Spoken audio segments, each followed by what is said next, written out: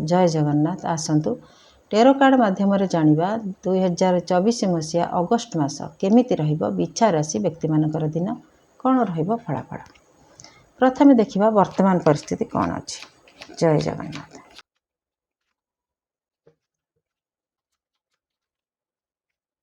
Eight of pentacles, 6 of wands.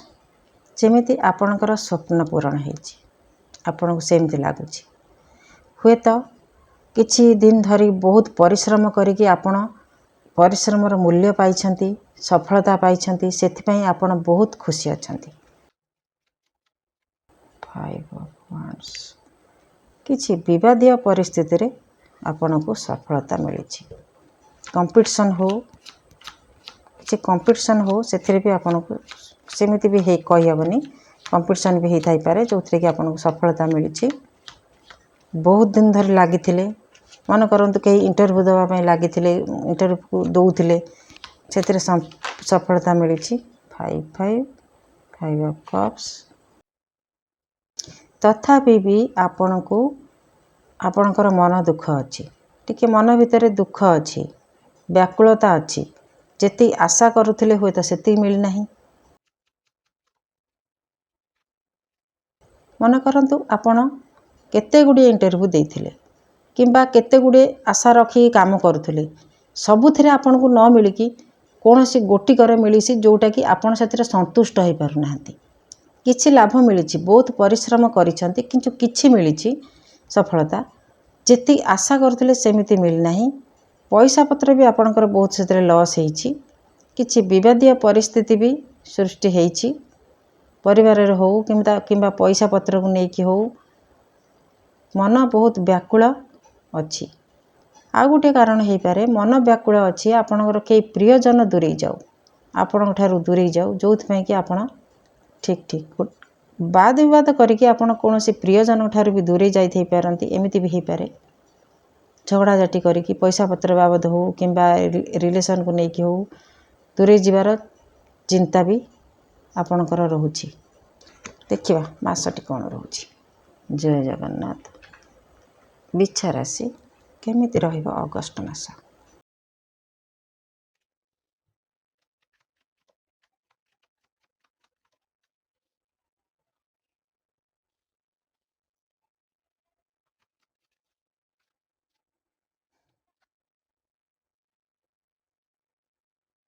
मन आपणकर बहुत दुर्बल रहिबो, आपणकर खुशी रे जेमिति पानी पड़ीगला एमिति आपनको अनुभव हबो।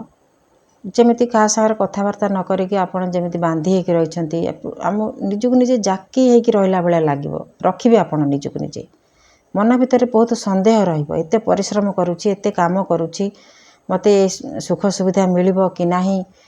काम करबा को आरंभ करिवे, भाबिबे, सब जोगाड़ करिवे, किंतु आरंभ करि परिबेनी। मनस्थ करि सारला परे भी पुणी माने जीवा को मन करिवे, किंतु पुणी फेरी आसीबे, काम करिवेनी।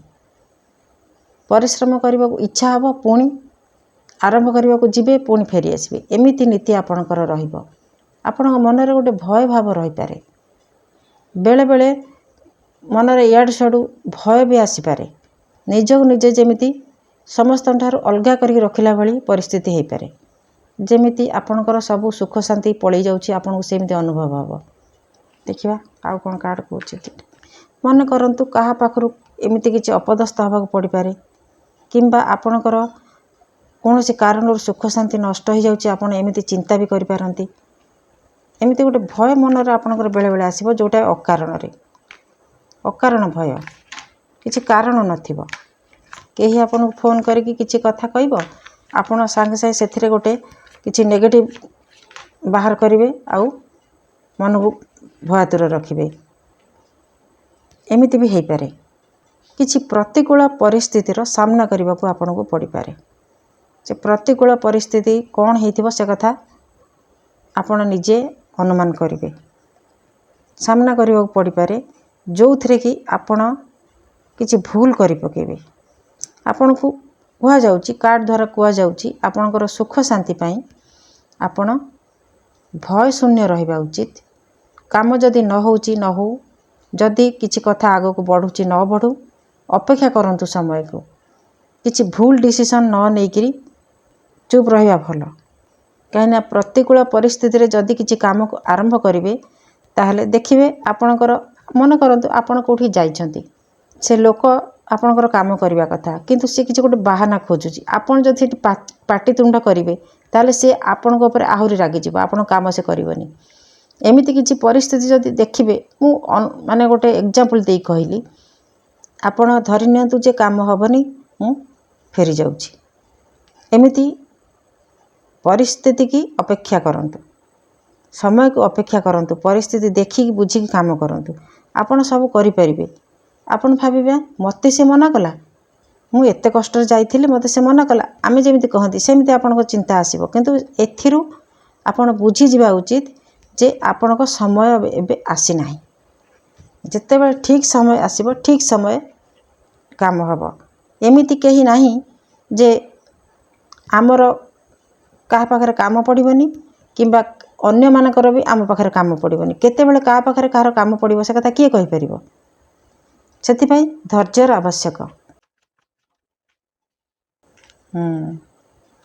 କିଛି ଅଧିକ ବିଦ୍ୟା ଶିଖିବେ ଆପଣ, ସେଥିପାଇଁ ଗୋଟେ ଜାଗାରେ ବାନ୍ଧି ହେଇକି ରହିବେ କିମ୍ବା ବହୁତ ଗଭୀର ଚିନ୍ତାରେ ରହିବେ ଯେ ମୋତେ ସବୁ ଏଇ ବିଷୟରେ ଶିଖିବାର ଅଛି, ପାଠ ପଢ଼ିବାର ଅଛି।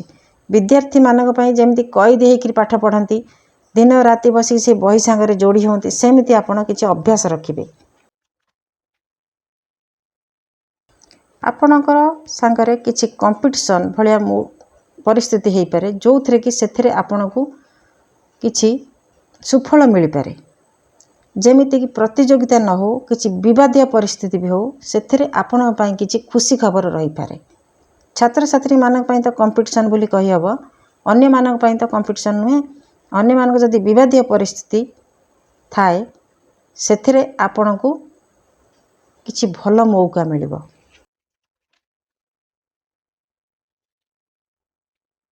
ପରିବାରରେ କିଛି ଦ୍ୱନ୍ଦ୍ୱ କିମ୍ବା ବୁଝାମଣା ଅଭାବ ରହିବ, ଯେଉଁଥିରେ କି ଆପଣ ମନ ଟିକେ ବ୍ୟାକୁଳ ରହିବ। ଦାମ୍ପତ୍ୟ ଜୀବନରେ ବି କିଛି ଅସୁବିଧା ହେଇପାରେ, ପଇସା ପତ୍ରକୁ ନେଇକି ହେଉ କିମ୍ବା ସ୍ୱାସ୍ଥ୍ୟ ହେଉ, ରୋଗ ହେଉ, କିଛି ଛୋଟ ମୋଟ କଥାରେ ଅପ୍ରିୟତା ହେଉ, ଏମିତି ହେଇପାରେ। ସେଥିରେ ଆପଣ ବ୍ୟାକୁଳ ହେଇଯିବେ ଯେ ମନ ଭିତରେ ଆପଣଙ୍କ ଗୋଟେ ଭୟ ରହିବ, ମୁଁ ଏତେ ପରିଶ୍ରମ କରୁଛି, ମୋତେ ଛୋଟ ଛୋଟ କଥାରେ ଭୁଲ ବୁଝୁଛନ୍ତି, ଏମିତି ବି ଆପଣଙ୍କ ମନରେ ଚିନ୍ତା ରହିବ, ଭୟ ଗୋଟେ ରହିବ। କିଛି ନାହିଁ, ଆପଣ ସମୟକୁ ଅପେକ୍ଷା କରନ୍ତୁ। ଜଷ୍ଟିସ୍ ସରିଲା। ସବୁଥିରେ ଗୋଟେ ନ୍ୟାୟ ଅଛି। ତା ଛଡ଼ା ଆପଣ କାହାକୁ କେଉଁଦିନ କିଛି କହିଛନ୍ତି ଯେଉଁଟାକି ଆପଣଙ୍କୁ ଏବେ ସେ ତା'ର ପ୍ରତିବଦଳରେ ମିଳୁଛି, ଏମିତି ବି ହେଇପାରେ। କିମ୍ବା ଆପଣ ଯଦି ଭଲ କିଛି କରିଛନ୍ତି ତା'ର ପ୍ରତିଫଳ ବି ଆପଣଙ୍କୁ ମିଳିବ। ସେଥିପାଇଁ ଆପଣ ମନ ଦୁଃଖ କରିବା ବି ଉଚିତ ନୁହେଁ। ଧୀରେ ଧୀରେ ଆପଣଙ୍କ ଗାଡ଼ି ଚାଲିବ। ହୁଏତ ଏ ମାସରେ ଆପଣଙ୍କୁ କିଛି ପରିସ୍ଥିତିର ସାମ୍ନା କରିବାକୁ ପଡ଼ିପାରେ, ପ୍ରତିକୂଳ ପରିସ୍ଥିତି। ସବୁ ସମୟରେ ଯେ ଏମିତି ରହିବ ସେମିତି କହିହେବନି। ଏବେ ଦୁଃଖ ଅଛି, କାଲି ସୁଖ ଆସିବ, କାହିଁକିନା ଭାଗ୍ୟଚକ୍ର ବୁଲୁଛି, ଭାଗ୍ୟଚକ୍ର ବି ଆପଣଙ୍କ ସାଙ୍ଗରେ ଅଛି, ସମୟ ବି ଆପଣଙ୍କ ସାଙ୍ଗରେ ଅଛି, କିଛି ବି ଅସୁବିଧା ହେବନି। ଜୟ ଜଗନ୍ନାଥ। ଦେଖିବା ଜଷ୍ଟିସ୍ ଯେମିତିକି ପ୍ରତିବଦଳରେ ମିଳିବା। କୋର୍ଟରେ କେସ୍ ଚାଲିଛି, କିଛି ତା ବଦଳରେ ଆପଣଙ୍କୁ ନ୍ୟାୟ ମିଳିବ। କେମିତି ନ୍ୟାୟ ମିଳିବ? ଆପଣ ଯଦି ଠିକ୍ କରିଥିବେ ଆପଣଙ୍କୁ ଠିକ୍ ନ୍ୟାୟ ମିଳିବ। ତା ଛଡ଼ା ଇଏ ହେଉଛି ଈଶ୍ୱରଙ୍କ ଦରବାର, ଏଥିରେ ଆପଣଙ୍କ ପାଇଁ ନ୍ୟାୟ ରହିଛି। ଆପଣ ଯଦି ଯେମିତି କର୍ମ କରିବେ ଆପଣ ସେମିତି ଫଳ ପାଇବେ। ତା ଛଡ଼ା କିଛି ବିବାଦୀୟ ପରିସ୍ଥିତିରେ ବି ଆପଣଙ୍କୁ, ଯଦି କୋର୍ଟରେ କେସ୍ ଚାଲିଥାଏ, ସେଥିରେ ବି ଆପଣଙ୍କୁ ନ୍ୟାୟ ମିଳିପାରେ। 4, 5 ମନ ଆପଣଙ୍କର ଦୁଃଖ ରହିବ ବେଳେବେଳେ ଯେ ଆପଣ ଅତୀତର କିଛି ଘଟଣାକୁ ଜାବୁଡ଼ିକି ଧରିବେ।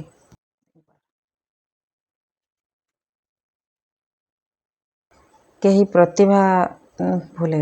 ପ୍ରଭାବଶାଳୀ ବ୍ୟକ୍ତି ଯିଏକି ମନେ କରନ୍ତୁ ଆମ ଗାଁରେ ଆପଣଙ୍କର ସରପଞ୍ଚ କିମ୍ବା ସେମିତି ଯିଏ ଯାହାକୁ ଆପଣ ଗାଁରେ ହେଉ କିମ୍ବା ସହରରେ ହେଉ ଯାହାକୁ ମାନୁଛନ୍ତି ଲୋକ, ସେମିତିକା ଲୋକ ଯାହାଦ୍ୱାରା ଆପଣ ତାଙ୍କ ଦ୍ୱାରା କିଛି ଉପକୃତ ହେବେ। ହୁଏତ ସେ ଆପଣଙ୍କର କିଛି ସମସ୍ୟାର ସମାଧାନ କରିବାର ସୂଚନା ମିଳୁଛି। କର୍ମକ୍ଷେତ୍ରରେ ଆପଣଙ୍କ ବସ୍ ହେଇପାରନ୍ତି, ଯିଏକି ଆପଣଙ୍କ କଥା ଟିକେ ବୁଝିବେ, ଯେଉଁଥିରେ କି ଆପଣଙ୍କୁ ଟିକେ ରିଲାକ୍ସ ଲାଗିବ।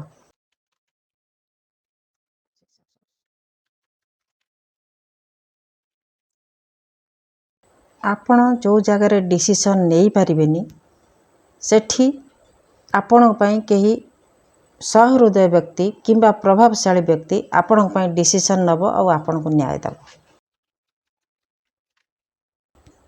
ଆପଣ କାହାର ପରାମର୍ଶ ନେବେ।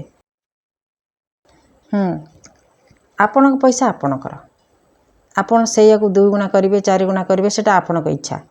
ଏମିତି ଆପଣ ମନୋବୃତ୍ତି ରହିବ ଯେ ମୋ ପଇସା ମୋତେ ଦେଇଦିଅ, ପଛେ ଅପ୍ରିୟ ହୁଅନ୍ତୁ, ମୋ ପଇସା ମୋତେ ବଡ଼, ମୋ ଜିନିଷ ମୋତେ ବଡ଼, ମୋତେ ଦେଇଦିଅ, ମୋର ଭଙ୍ଗା ହେଉ ତୁଟା ହେଉ ଯାହା ବି ହେଉ ମୋ ପାଖରେ ରହିବ।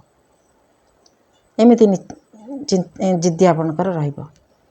ତା ଛଡ଼ା ପ୍ରଭାବଶାଳୀ ବ୍ୟକ୍ତି, ତାଙ୍କ ସାଙ୍ଗରେ ଆପଣ ପରାମର୍ଶ କରିପାରନ୍ତି ଆପଣଙ୍କର ଭଲ ମନ୍ଦ ପାଇଁ, ଯିଏକି ଆପଣଙ୍କୁ ସାହାଯ୍ୟ କରିବେ।